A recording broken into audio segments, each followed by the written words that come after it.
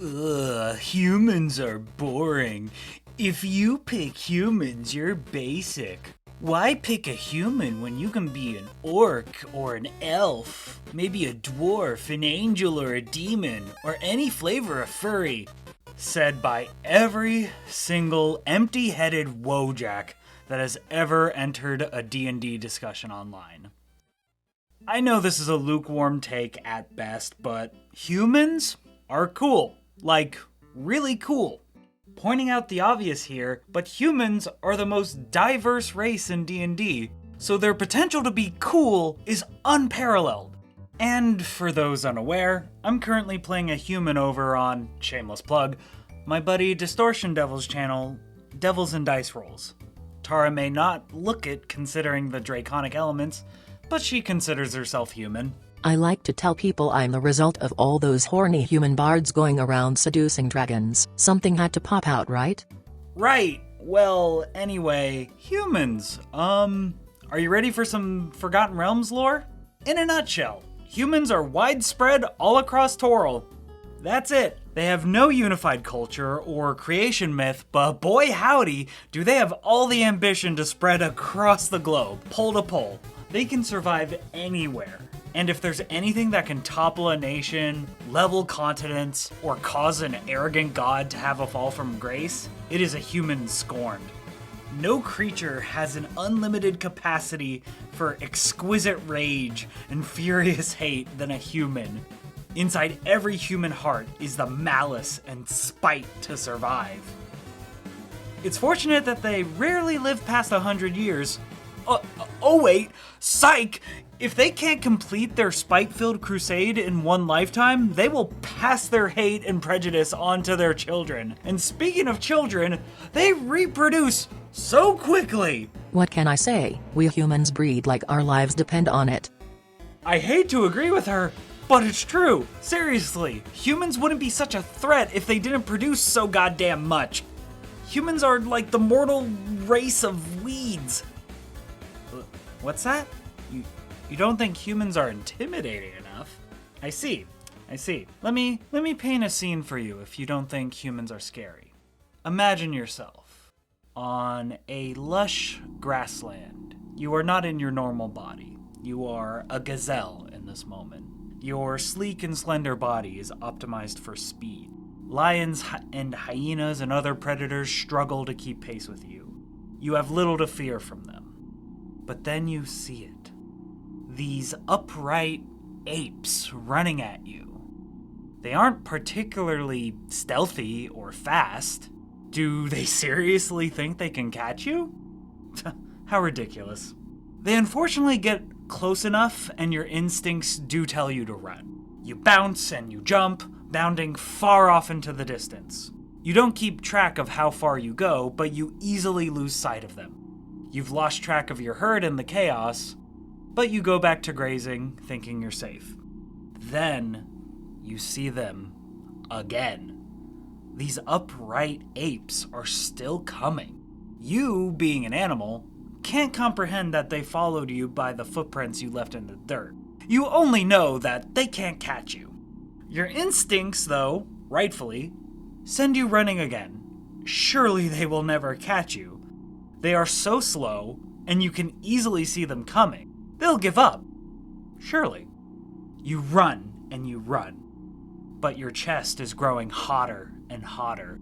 Your muscles ache with pain, pressed to their limits. You need to lie down and rest.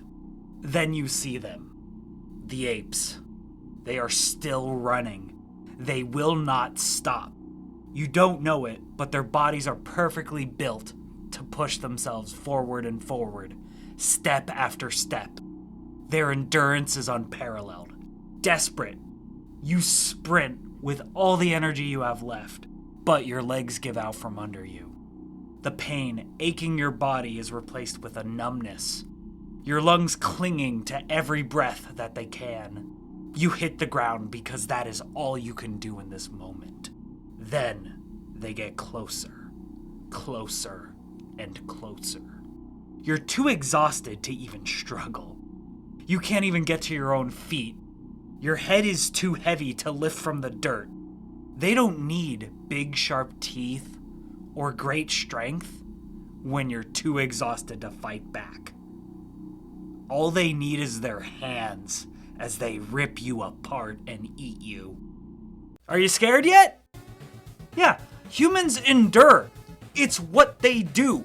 Humans may not be the fastest, they definitely aren't the strongest, but humans Alt F forward their first prey by running them to exhaustion. The tenacity of the human race is something to never be underestimated. And you want to know why?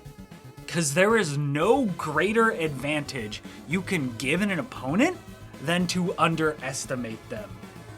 Oh, you're a 10,000-year-old 20-ton ancient dragon that lives in an active volcano with a small army of minions, and you've learned every single spell ever created?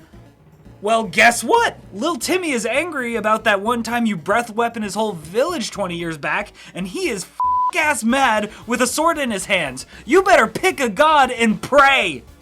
There is something so compelling about a human going up against the terrors of the Forgotten Realms. That's why I love putting them in my games. The threats of D&D can be so monumentally great, and there's just something so cool about a human looking in eldritch horror and thinking, nah, I'd win.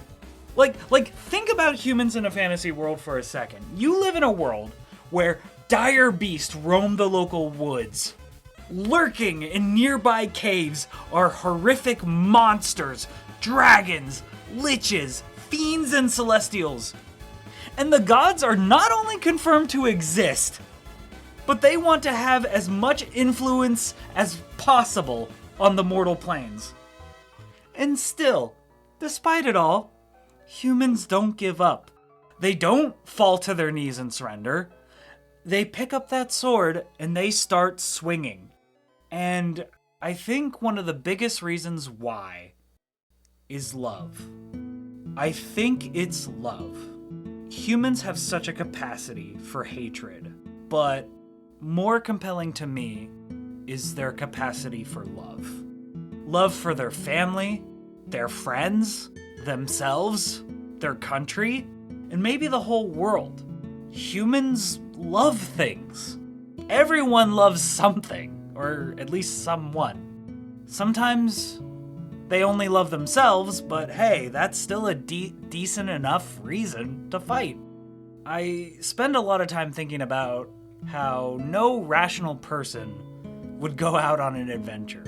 No well-adjusted human being would see the horrors I described earlier and go out into the unfamiliar.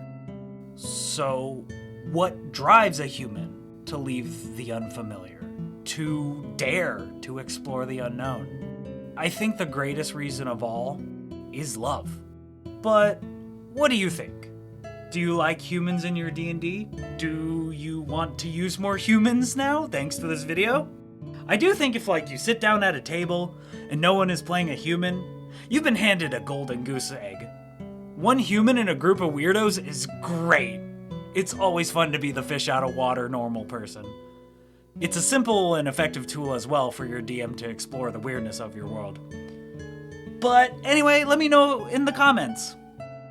And if any of you could do me a solid, let me know what other video topics you'd like to see in the future.